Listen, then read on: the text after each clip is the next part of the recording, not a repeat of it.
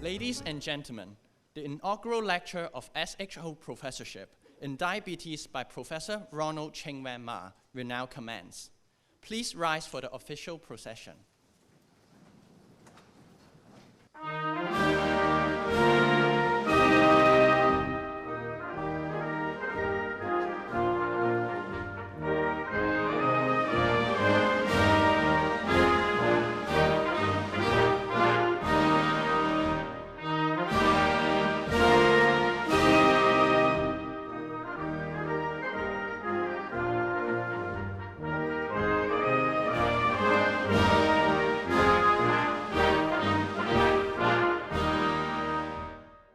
Please be seated.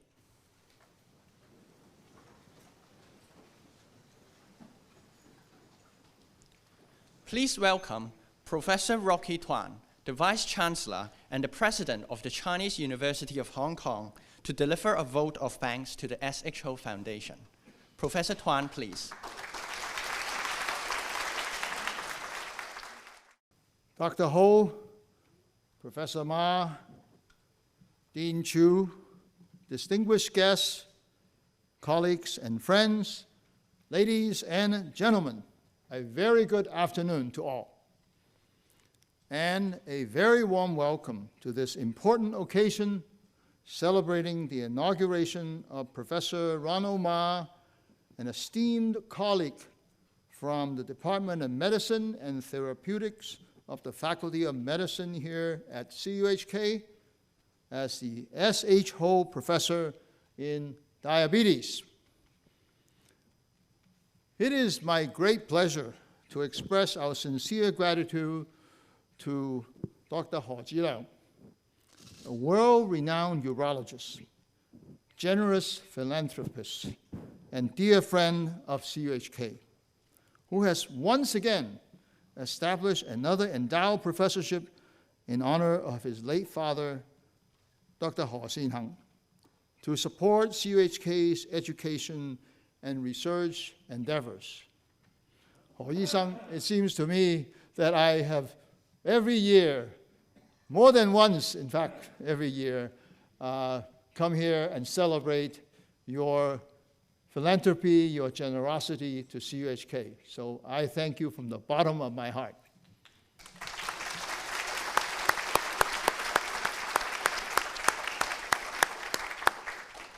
We cherish our long-standing relationship with Dr. Ho and his family. The SHO Foundation Limited, a charity founded by Dr. Ho Xin-heng, has been actively supporting the advancement of education, healthcare, science, infrastructure, and social services in Hong Kong and beyond. The Ho family has extended their generosity to multiple areas at CUHK, including the establishment and continuous development of SHO College and the creation of scholarships and endowment funds. Dr. Ho tirelessly seeks opportunities to improve medical services in ways that have best benefited society. CUHK's Faculty of Medicine and the CUHK Medical Center are grateful for his staunch support for various initiatives, including the establishment of centers, programs, and research projects. The establishment of the SHO Professorship in Diabetes has once again illustrated Dr. Ho's commitment to driving impactful research and innovation at CUHK. So really, it is my great pleasure to congratulate Ronald on his inauguration as the SHO Professor in Diabetes.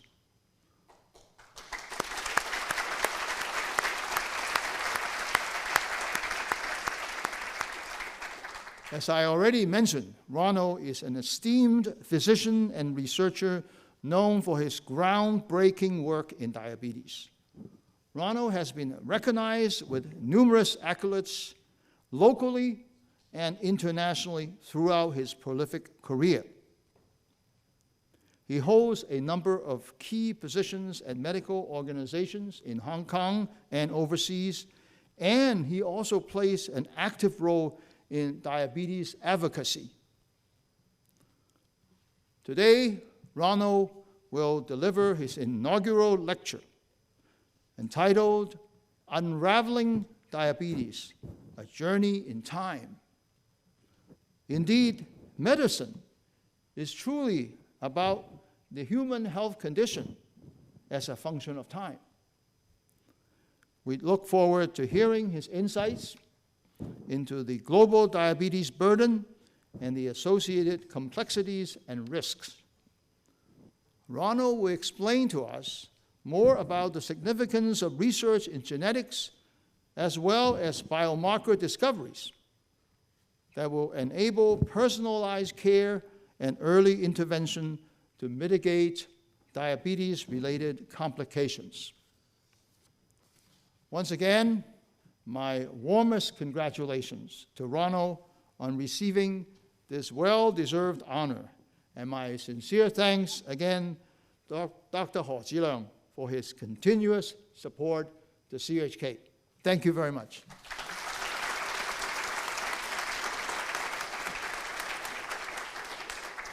Thank you, Professor Tuan. I now invite Professor Tuan, accompanied by Professor Philip Chiu, Dean of Medicine, and Professor Ronald Ma, to present a certificate of appreciation to the representative from the S.H. Ho Foundation, Dr. Zhilang Ho. Dr. Ho, please.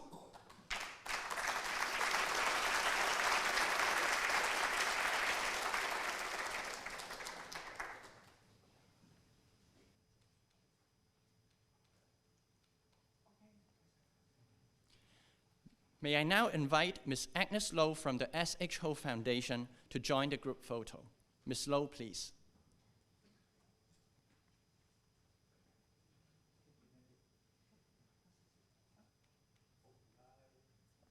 Thank you all. Please be seated.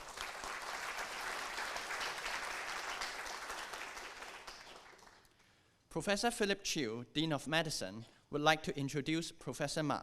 Professor Chiu, please.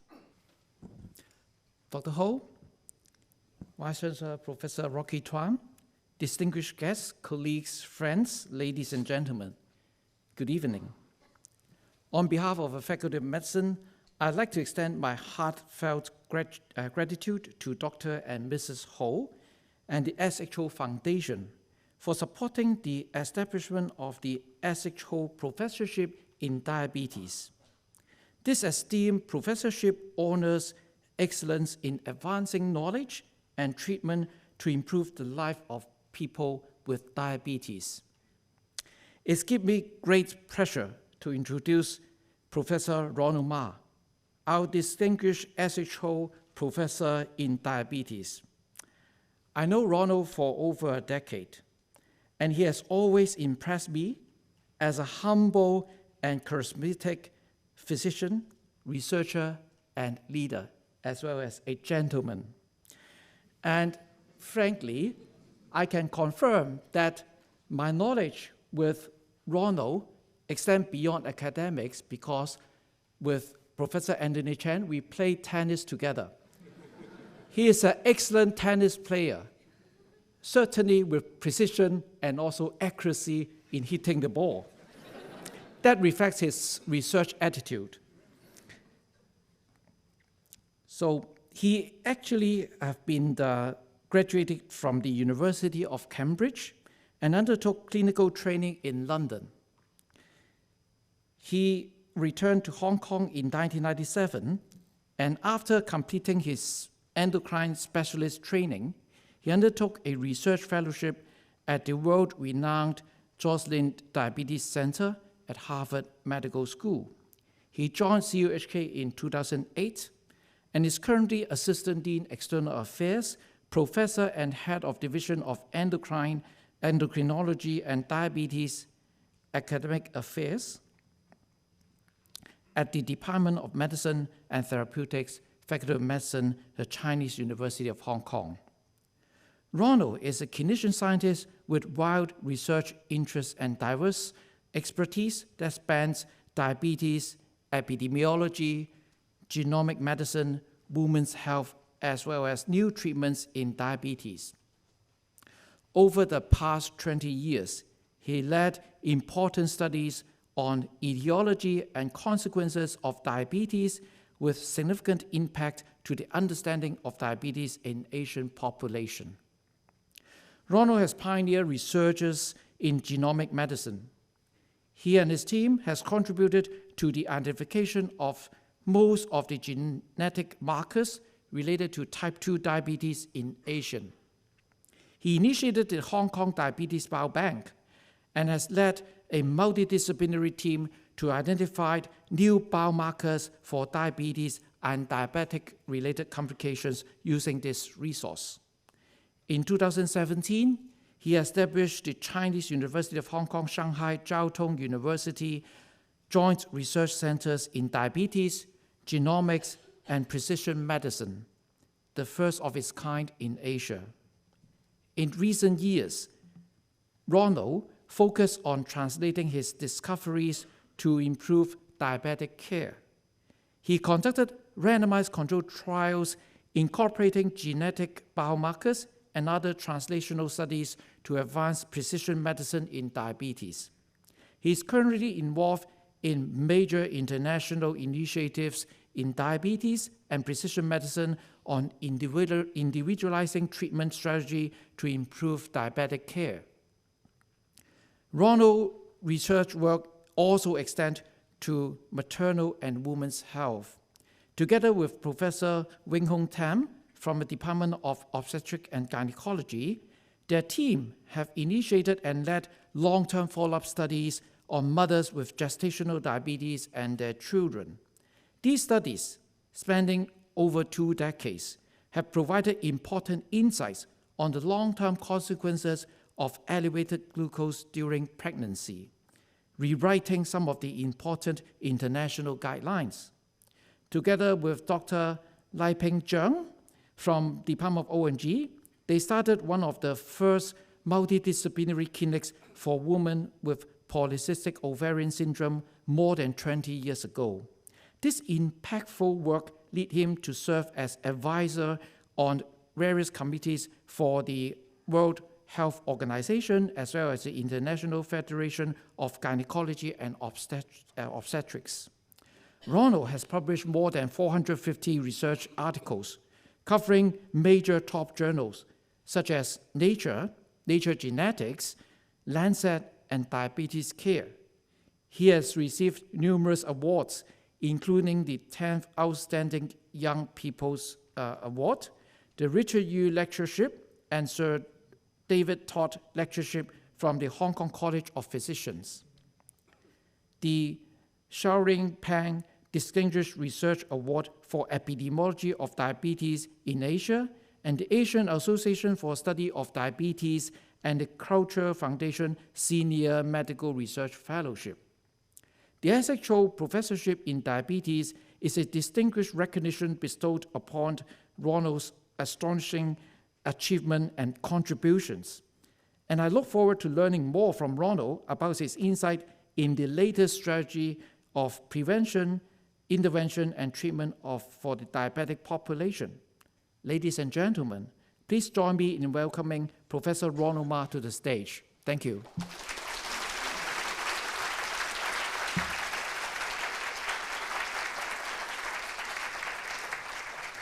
Thank you, Professor Chiu. I now invite you and Professor Rocky Tuan to take your seats in the audience. Thank you very much, Vice Chancellor and Dean Chiu, for the kind introduction. Dr. He Ziliang,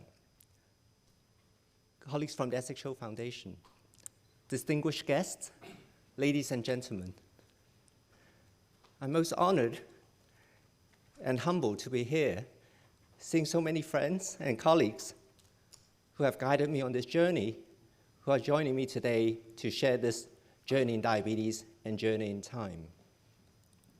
I would like to start by first expressing our most sincere thanks to Dr. He Ziliang and the SHO Foundation for your support to me and my team, your recognition of the importance of diabetes research and also of our work collectively means the world to us. Thank you, Dr. Ho. We're here today to talk about diabetes. But what is diabetes? We know from ancient texts, from Egypt, from China, from traditional Chinese medicine, that diabetes has been in existence for more than 2,000 years. But diabetes means different things to different people. And maybe if I may ask you to think, what does diabetes mean to you? And if I may ask you to bring out your smartphones to try to maybe have a bit of audience interaction. What does the word diabetes mean to you? Many of us live with people who are affected by high glucose or diabetes. So what does the word diabetes mean to you? So maybe, is it something to do with high sugar? Is it something to do with lifestyle? Is it something we eat? Is it something about our genetics? Or is it something about our mood? Obesity, complications, chronic disease. These are some of the things that are most on our mind in terms of how to handle people with diabetes. Thank you. So, according to the World Health Organization, diabetes is a chronic condition characterized by high glucose that is one of the most important chronic conditions globally. It's estimated that more than 500 million people are affected by diabetes in the world, which translates to approximately more than 1 in 11. 95% of these individuals affected by diabetes have a form of diabetes called type 2 diabetes, but diabetes is essentially divided into 3 forms. Type 1 diabetes, where the organ that produces insulin, the islets, suffers from autoimmune damage and cannot produce enough insulin, resulting in high glucose. Type 2 diabetes, where the body does produce insulin, but it cannot use it very effectively. So again, the glucose becomes elevated due to this inefficient action of insulin. The third type is a very unique type that only occurs in pregnancy, called gestational diabetes, and it's a transient condition that tends to go away after pregnancy, so it's only affecting pregnant women. Whilst diabetes may not have any symptoms, the high glucose, due to the damage to the blood vessels, can cause chronic damage, and if untreated, can lead to severe consequences, such as increased risk of stroke, increased risk of blindness. Diabetes is associated with approximately 2 to 3-fold high risk of heart disease, and unfortunately, now is the major cause of kidney failure, where more than 50% of patients entering dialysis program have diabetes as one of the important contributing causes. If we think about the different types of diabetes, a perhaps rather simplistic way to think about the different type is, in normal individuals, insulin is the main hormone that controls our glucose, and because this supply of insulin is balanced with the demand for insulin, then glucose stays normal even when we eat. In type 1 diabetes, the demand is unchanged, but unfortunately due to autoimmune destruction of the islets producing insulin, then there is marked elevation of glucose, which can lead to important consequences if the patients are not treated. In type 2 diabetes, different factors such as when we age or when we put on weight results in increased demand for insulin, and because the beta cells cannot compensate and produce enough insulin, again, glucose goes up. In pregnancy, it's unique in that this is primarily driven by the marked demand in need for insulin due to the placenta and the pregnant states and the hormonal changes, and even though the beta cells try to compensate, it does not produce enough insulin to control the glucose, and again, glucose becomes elevated. And these different characteristics of different types of diabetes is important as we think about the treatments needed. Diabetes is unfortunately now one of the most important global health problems, affecting more than 500 million globally. If you look at the distribution in the countries with the largest number of people with diabetes, you can appreciate with the dark colors here, China, India, the US, for example, have the largest number of people with diabetes, where in China alone, it's estimated that there are more than 110 million people with diabetes. India also has approximately the same number of individuals with diabetes. If you think about the proportion of the population with diabetes, then the proportion with highest risk, again, China, India, Middle East, and South America. But it wasn't quite like this. Rates of diabetes have increased markedly over the last 3 decades, and you can see in China alone, for example, rates of diabetes have gone from less than 1% of the population to about 11% of the population, resulting in the large number of individuals with diabetes in China. And that has happened over just 1 or 2 generations. This also has led to increasing number of young people with diabetes, and this is highlighted by this analysis led by my colleague, Professor Andrea Look. When Andrea looked at data across Hong Kong using population-wide data, if you look at the number of young individuals who even before the age of 20 are diagnosed with diabetes, you can see how this has gone up markedly over the last 15 years, where it's gone up more than 2-fold. This is true for both boys and girls, and rates of type 2 diabetes have gone up, mainly driven by the unhealthy diet, the increasing obesity in children. If we compare that with the rates of type 1 diabetes in triangles, shown here for 2005 and here for 2015, you can now see that the rates of type 2 diabetes in children and young adolescents are higher than rates of type 1 diabetes, which is traditionally the form of diabetes seen in children. Another way to look at this is in our recent analysis, where we have looked at individuals aged 20. If they have normal glucose, their risk of diabetes in the rest of their life is about 2 out of 3, about 67%. But if someone already has abnormal glucose by the age of 20, then 9 out of 10 will develop diabetes in their lifetime. So that is really staggering risk and figures. Before I go to share some of the journey that we've done in diabetes, allow me to indulge and share a little bit about my growing up. So I was brought up in a small but close family. My father is a surgeon, endocrine surgeon, so I guess the word thyroid came into my vocabulary even when I was very, very young. Although Dad is very, very busy, we had lots of time when he's on holiday, and it's always full of adventure, be it going to the Grand Prix at Macau or whitewater rafting in the Philippines. And I also was fortunate to have a very close relationship with my brother and my sister, so my brother Harold and my sister Olivia. We are slightly different in terms of personalities, and that has been very useful for me to gain different perspectives. So this is from my early education. I was fortunate to be educated at St. Paul's Co-Educational College. This skinny kid in the front row is me, and where I had a very good foundation in terms of my education, learned about hard work and discipline, and also made many lifelong friends, some of which are here today. But my life sort of got turned upside down when at the age of 13, I was sent to boarding school at Rugby. So this is the school where a famous alumni by the name William Webb Ellis, with a fine disregard for tradition, decided to pick up the ball and ran during a football game and invented the game named after the school. You can tell I don't really have the right physique for rugby, but I was fortunate to have some very inspiring teachers, including my housemaster, John Allen, who is a chemist. I also had my first taste of research when I was doing biology, and being in a foreign environment, in a boarding school, is not the easiest. And I think the time at my boarding school also taught me a lot of resilience, which actually served me well in subsequent research career.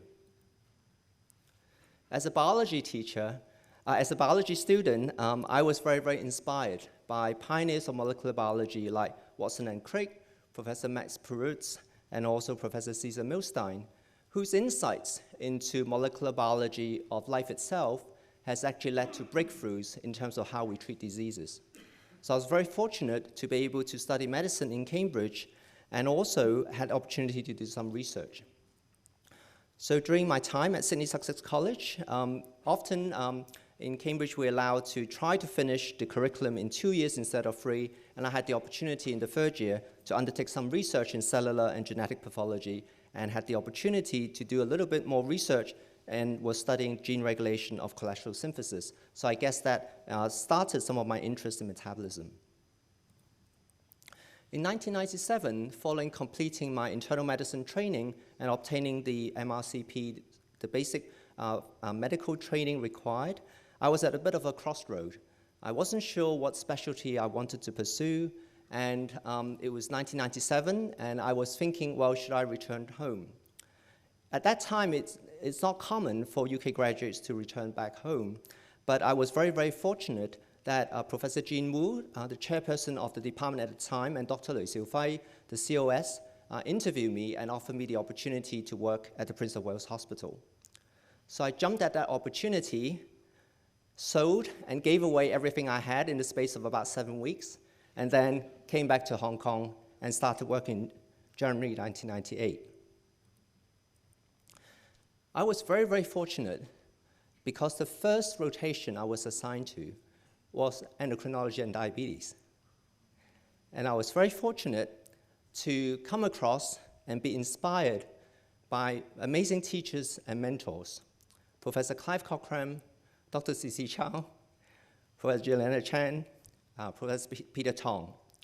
I was very inspired by their clinical acumen, their attention to detail, and their uncanny ability to reduce really complex problems and really bring clarity and very clear solutions to help patients.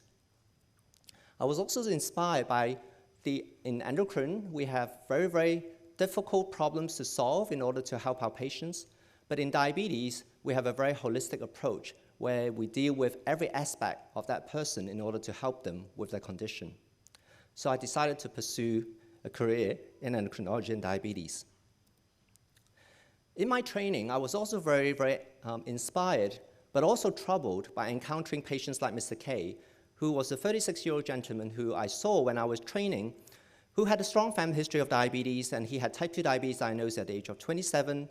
But despite his best efforts, he had poor glucose control, and when he was referred to our hospital and seen for the first time, he already was complicated by high blood pressure, high cholesterol, and already had eye and kidney damage due to diabetes.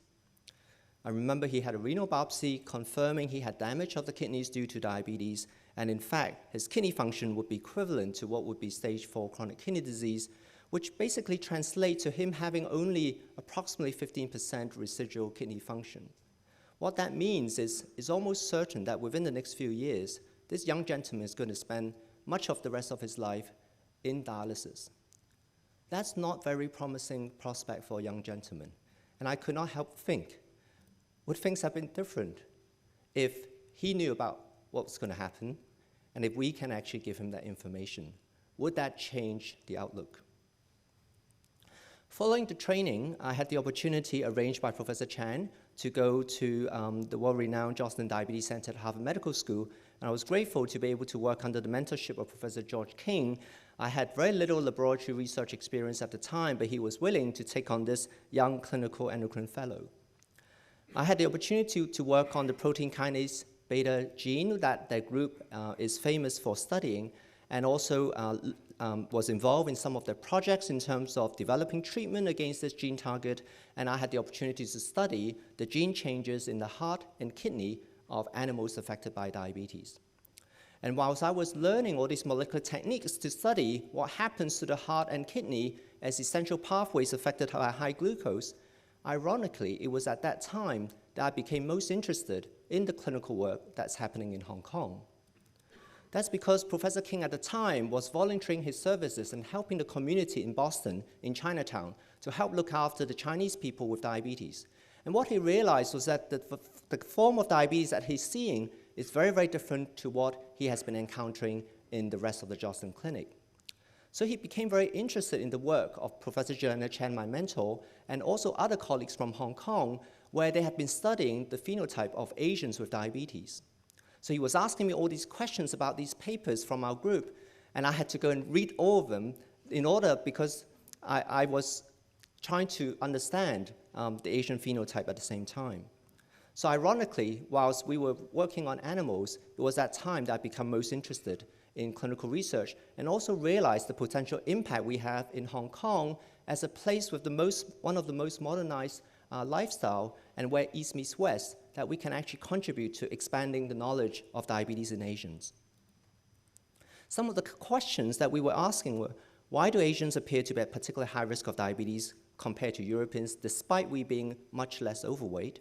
What are the patterns of complication in Asian people with diabetes? Who are the high-risk groups that deserve particular attention? How can we prevent diabetes and its complication among Asians? And most importantly, should Asians with diabetes be treated using the same approach as Europeans in international guidelines? At the time I was training in endocrinology and diabetes, our view of diabetes is fairly simplistic. We know diabetes is a progressive chronic condition where an individual may progress from having normal glucose tolerance to impaired glucose tolerance over a course of many years to type 2 diabetes. And this process is marked by perhaps increasing aging or increasing adiposity, leading to decrease in insulin sensitivity. And whilst initially our pancreas and beta cell can compensate by producing more insulin, this eventually fails, resulting in gradual elevation of glucose, initially post-glucose challenge or after meal, and later with elevated fasting glucose. Our understanding at the time in terms of risk factors for diabetes are that patients or individuals at risk of diabetes are individuals above the age of 40, central obesity in particular in men, family history of diabetes in first-degree relatives, women who have had a previous history of gestational diabetes, large babies giving birth to babies more than 4 kilograms, other chronic disease like hypertension, raised lipids, inactive lifestyle. But why Asians are at particular high risk wasn't entirely clear. So when I had the opportunity to join the research group of Professor Chen and others, we became very interested to try to understand the epidemiology of diabetes as well as its complication, how it develops, and also what are the factors driving this. I was particularly interested to try to bring molecular insights to some of our clinical observations and hopefully be able to apply them back in the clinic to help patients. So when I had the opportunity to do some research, one of the first studies that I was interested to study was having access to the very nice resource and cohorts that Professor Chen and colleagues have built up, whether we could use that to investigate whether there are genetic variation in the gene protein kinase A beta 1 that I was working on in Boston, whether that could identify individuals at higher risk of kidney and heart complications given the importance of that gene. And lo and behold, we were able to identify several genetic variation, including in the promoter region of this gene, that could help us identify individuals who would be at higher risk of progressing to kidney failure. Encouraged by this finding, over the subsequent years, we began to systematically map the genome to try to identify different parts of the genome that may be associated with increased risk of different diabetes complication in order to assemble a map of all the risk markers to help stratify individuals at higher risk. But another important question that we were interested in is, what are the genes for diabetes itself in Asians? This summarizes some of our current understanding of diabetes genes in Asians. So this is actually a list of all the chromosomes. And the first observation to make is if you actually look at the markers, these indicate the regions of the genome that have been shown to be associated with type 2 diabetes. Shown in black are the ones that were first discovered in Caucasian population. Shown in red are areas of the genome that are first identified to be associated with diabetes in East Asian, and in blue, first in South Asian. The first observation you will notice is that, in fact, these gene regions are scattered across the entire genome, so there isn't a particular chromosome that is particularly important for risk of diabetes.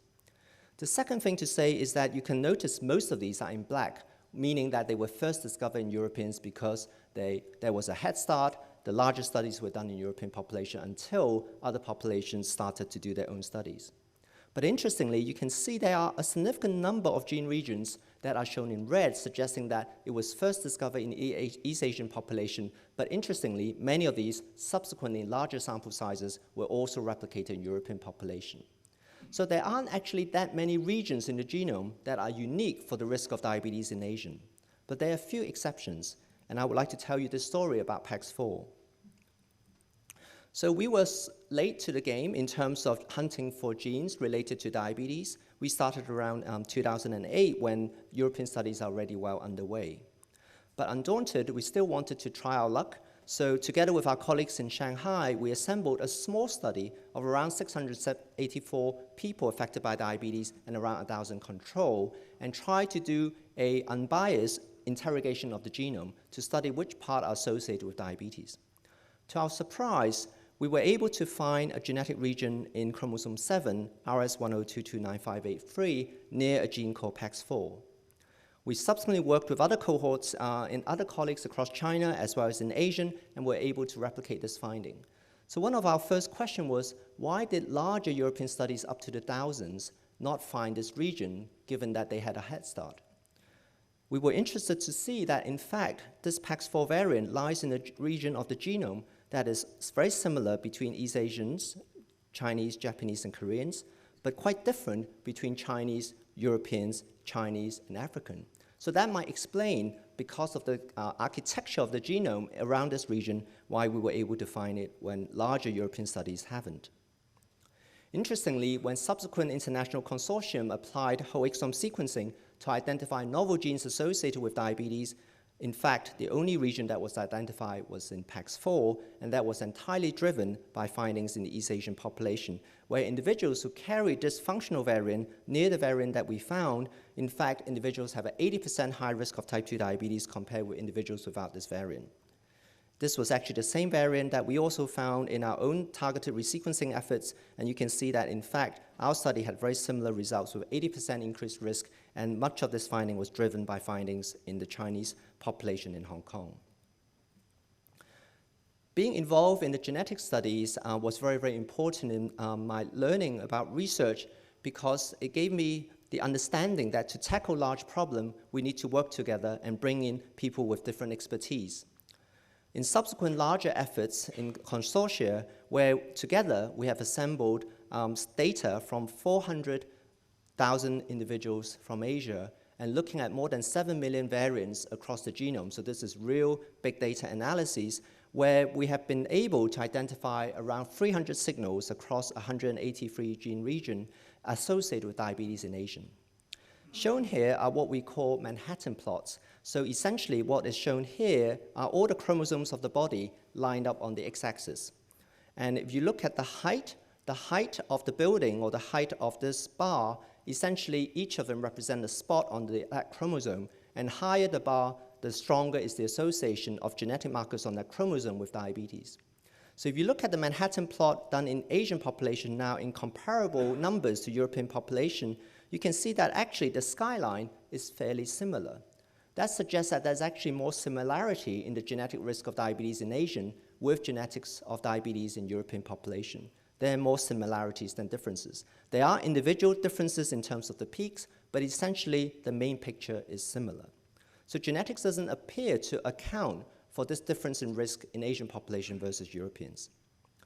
Nevertheless, from what we learned from these genetic studies, we were able to apply this knowledge to studying other aspects of the genome, including the epigenome, transcriptome, proteome, to try to identify other biomarkers associated with different outcomes in diabetes, including heart disease, stroke, kidney failure, treatment response, and diabetes subtypes. And we've been very fortunate to be able to work with colleagues across Hong Kong and also internationally to form our own consortium to try to address this problem. Whilst our search for answers why we are at particular high risk for diabetes in Asia didn't really come from genetics, part of that answer came from a second strand of research that I happened to stumble upon by serendipity. When I came back to Hong Kong from Boston in 2003, I was lucky that our head of division, Dr. C.C. Chow, was approached by our colleagues from the ONG department, Dr. L.P. Zheng, to try to start a joint gynecology endocrine clinic. Dr. Zheng was interested to try to bring in endocrine colleagues to start a joint clinic in order to look after young women with polycystic ovary syndrome and also help improve the metabolic health for young women who are trying to conceive.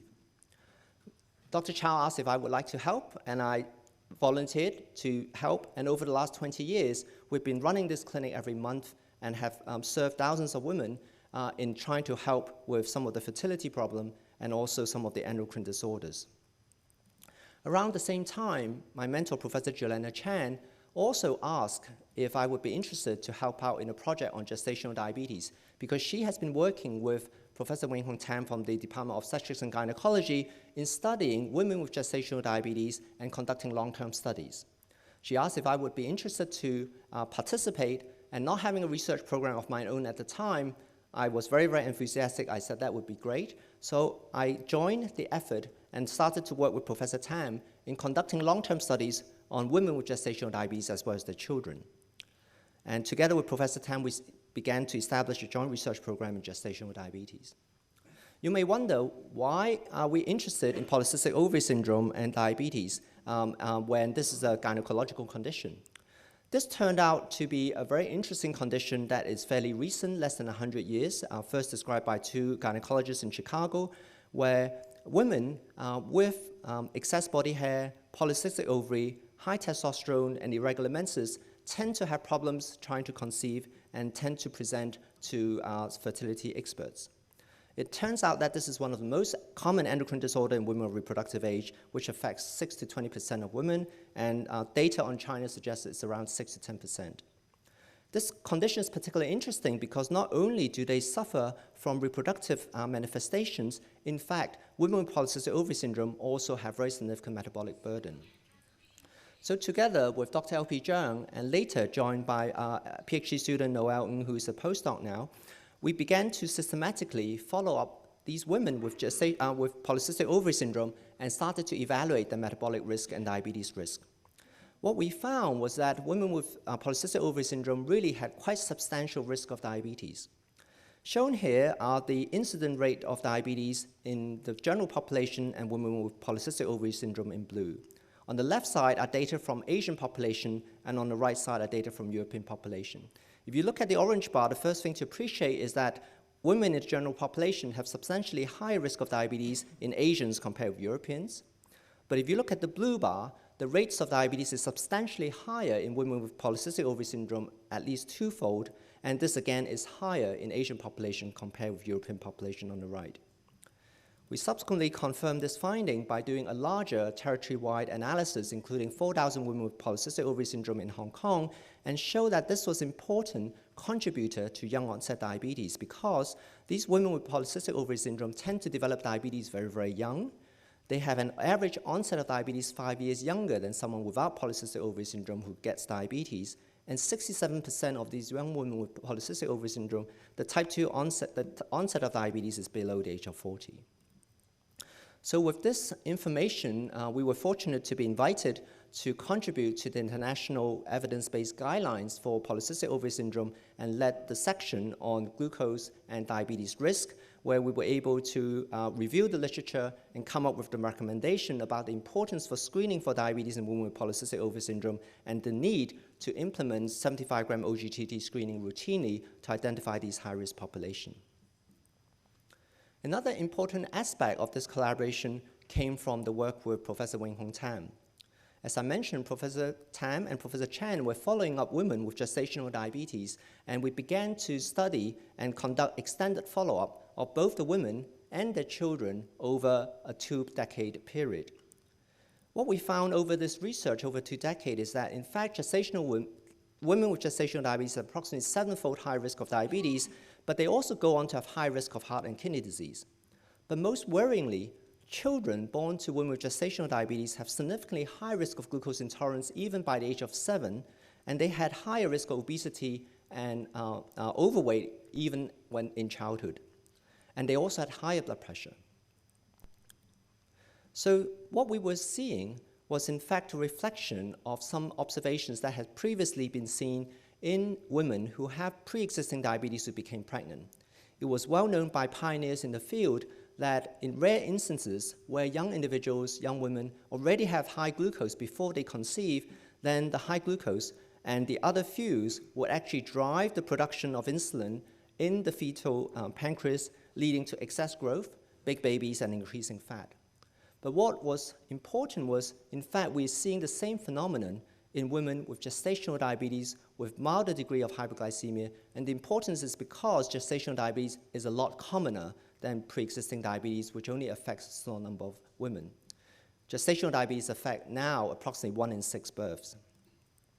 And in fact, this phenomenon associated with high glucose is part of a triad of maternal overnutrition, where maternal obesity, maternal high glucose, or too much weight gain in pregnancy can actually contribute to reprogram the fetal development, leading to high birth weight, increased adiposity for the baby, and increased risk of obesity and type 2 diabetes later in life. And what we were seeing, in fact, is a reflection of this important emerging concept of developmental origins of health and disease, pioneered by Professor David Barker, Professor Mark Hansen and Professor Peter Glutman, where increasingly we appreciate that, in fact, early life, in particular first 9 months, actually shape the rest of our lives. The Chinese have a saying, 3歲定8十, and in fact, this is very, very true from the latest biology, where we now appreciate that the time in pregnancy, together with the first 2 years, accounting for the first 1,000 days, you might have heard of this 1,000-day description, in fact, is very, very important in shaping the development of the baby and later development. And in fact, this is evolutionary very important because it's advantageous for the mother to be able to pass messages about the external environment to the baby, so the baby, whilst developing in utero, can develop according to the appropriate program. So the classical example is during maternal undernutrition, the baby would be programmed to be more efficient in using fuel, and therefore if put into a overnutritious environment with obesogenic environment, then the increased risk of diabetes and obesity. But we realize that we are seeing a different interpretation of this developmental origins of disease, where in fact the exposure of high glucose is setting up the fetus on a different trajectory. The mother with high glucose in pregnancy, of course, goes on to have high risk of heart disease and kidney disease, and therefore can be identified as someone being on a high-risk trajectory. But importantly, the babies born to women with gestational diabetes are actually born on a high-risk trajectory, and they also go on to the rest of their life on a different trajectory for both diabetes, obesity, and other chronic disease, suggesting that actually the pregnancy is an important window of opportunity where we may be able to change this risk.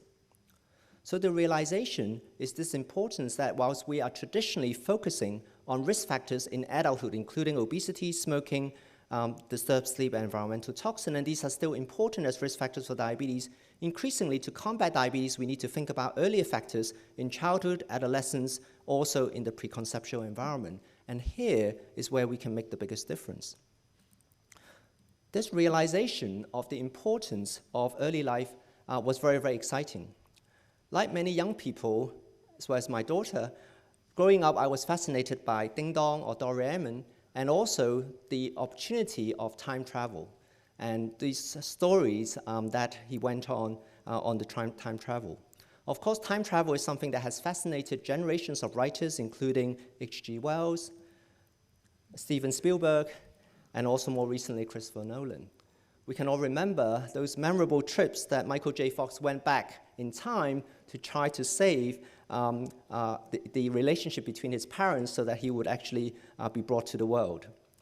In the latest incarnation or interpretation of time travel in Christopher Nolan's movie Tenet, the main character, the proponent or the protagonist, went back in time to try to carry out what was a temporal pincer movement. So essentially, with the benefit of hindsight, he joined a team that actually traveled back in time or inverted time to try to carry out an operation together with the blue team that was traveling along with time. And what I realized is, in fact, this knowledge of what are the factors that drive diabetes and its consequences is important, because even though I cannot change time, understanding what are the factors leading to diabetes and its consequences meant we can use this knowledge to go back and actually target and address diabetes where the risk really first starts, which is in utero. So focusing our effort not just here, but also here. Oops.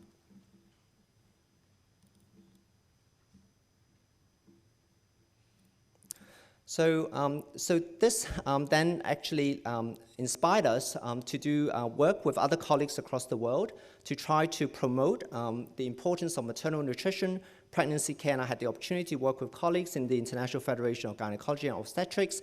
This is actually an article written by our MC Leo, our medical student today, where we have actually written about this framework of how even though pregnancy is only a small time period in someone's lifespan, it actually represents a very important opportunity where we can engage the mothers in terms of minimizing risk, reducing some of the later risk factors for chronic disease, and also use that as an opportunity to engage and reduce the long-term risk of NCD. We have subsequently done work in trying to improve, understand local pregnant mothers' nutrition, develop tools for actually screening for nutritional issues in pregnancy together with colleagues in FIGO, and also develop recommendations for better maternal and preconception nutrition. Also, this realization of the importance of maternal health meant that we were involved and had the opportunity to contribute to some of the work for the WHO Commission on Ending Childhood Obesity, where we recommend that in addition to continuing efforts to reduce the obesogenic environment, we also need to bring preconception and pregnancy care into the equation. And more recently, we were able to participate and join the Lancet Commission on Diabetes led by Professor Juliana Chan, where again we were able to highlight the importance of early life exposure, pregnancy care, and this intergeneration risk of diabetes and chronic disease in order to bring in new aspects and new approach to efforts to combat diabetes. But understanding the risk is one thing. Being able to do something about it is an entirely different matter.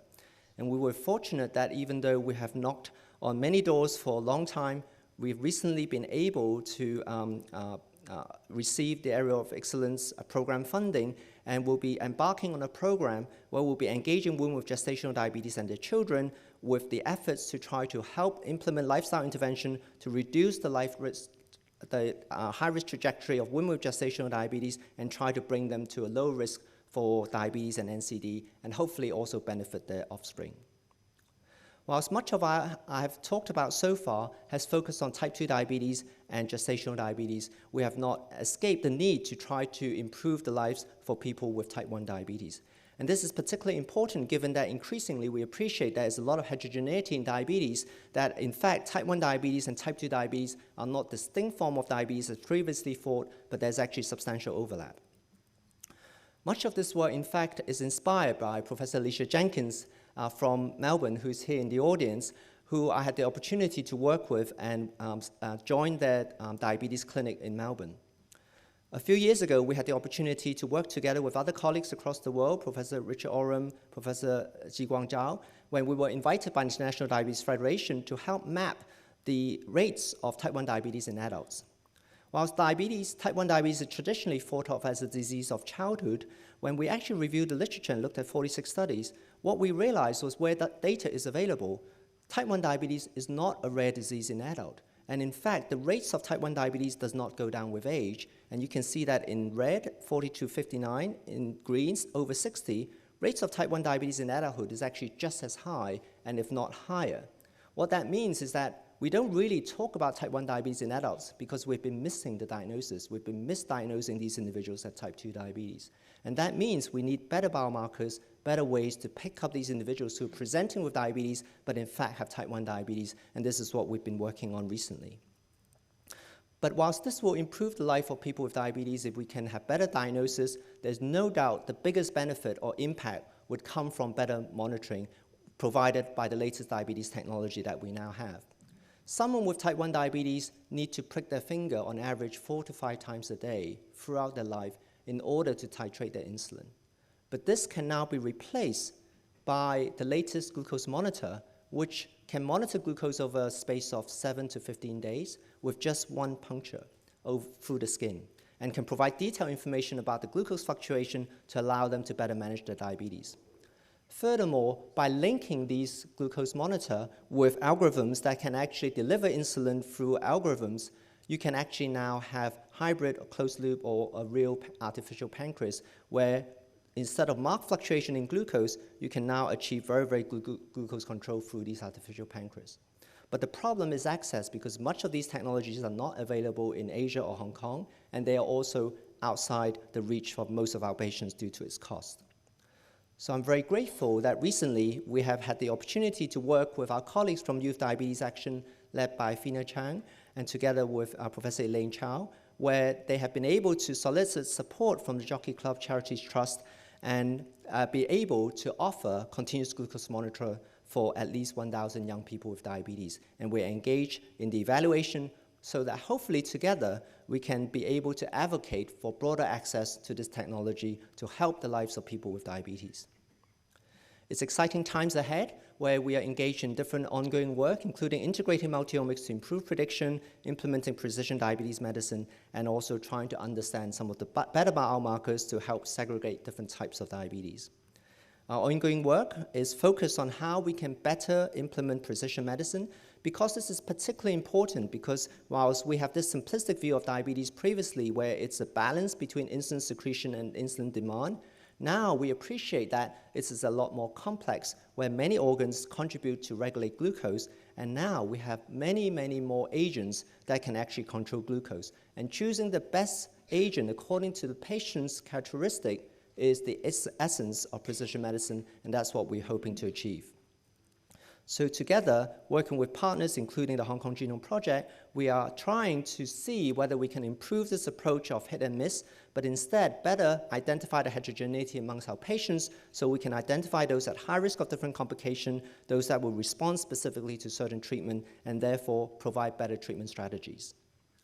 A few years ago, together with colleagues, Professor Chan, Dr. So, Cameron, we also started a technology startup where we are hoping to bring some of these tools we developed to the community to help people with diabetes, to tackle diabetes risk early, and also to hope to change the trajectory to improve the lives of people with diabetes. So to summarize, diabetes is a global epidemic, but we don't fully understand why the risk is particularly high in Asia. We know gestational diabetes is an important precursor to this later risk, and some of our insights on understanding the sequence of events leading to diabetes has highlighted the importance of maternal health, and we believe that precision approach to diabetes care is likely to improve the outcome for people with diabetes. I want to finish by acknowledging many individuals, in particular my mentor, Professor Joanna Chan, who's a trailblazer in this area and has taught us and opened many doors for us in our career. And thank you, Professor Chan.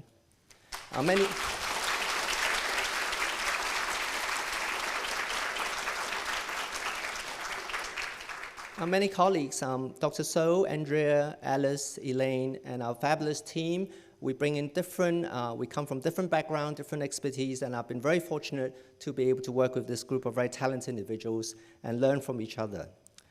I'm very grateful to Dr. Ho and the SHO Foundation for the great support, and we've also been fortunate to receive support for some of our granting agency to conduct some of our research. I want to thank our clinical team led by Dr. Risa Osaki. We are a small team, but we work very, very closely together, and we have a wonderful team. So for young doctors who are interested, please come and join us. We're also very fortunate to work with a group of very dedicated diabetes educators and nurses who go out of their way to help our people with diabetes, and I want to thank them particularly. I also want to particularly acknowledge Dr. L.P. Zhang and Professor Tam for having the opportunity to work with them for over 20 years on these different aspects and initiating my interest in reproductive health and women's health. I've been very fortunate over the last 20 years to work with many colleagues across the world who have contributed their knowledge, taught me a lot, and also guided my development. I've been fortunate to work with colleagues in Hong Kong, across different hospitals to assemble our diabetes biobank, colleagues across the world, and also with many colleagues who have tried to work together to advance maternal health and reduce the burden of diabetes. I want a particular word of thanks to my family, to my parents, for their support and guidance over the years, and in giving me many opportunities. I want to thank my wife, Anne, my daughter, Amanda, my son, Matthew, which is my primary source of joy, and their support in all I do means the world, and also for thanking them for putting up with a lot of my time at the computer, away from home at conferences. Thank you for your tolerance and your patience. I started the talk asking what diabetes means. I often wonder, why do I spend so much effort working on diabetes? What does diabetes mean? And these two pictures perhaps tell a slight story. This rather plump baby is actually me. And this elegant lady is actually my paternal grandma. Unfortunately, these two pictures are about the only recollection I have of my grandmother because she passed away from heart disease due to diabetes shortly after my first birthday. So whilst I cannot help her or do anything to improve her diabetes, I thank my Lord for the opportunity to pursue this path and to help and support other people with diabetes. We often ask, what is this blue circle that we often wear on our lapel? This is actually the global sign of diabetes, where we unite under the blue sky to support people with diabetes. My wish is that we can all, in whatever small way, bring our skills together, our knowledge, or whatever we can bring to support people living with diabetes, and that would be wonderful. With that, I thank Dr. Ho again for your kind support, and thank you all for your kind attention and joining me on this occasion. Thank you very much.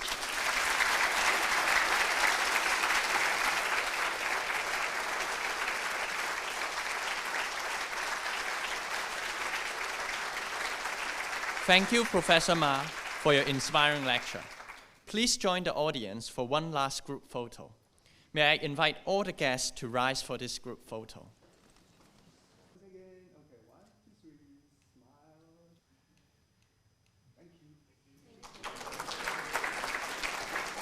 Thank you, everyone. Ladies and gentlemen, that concludes the inaugural lecture. Please remain standing as the official procession exits the hall.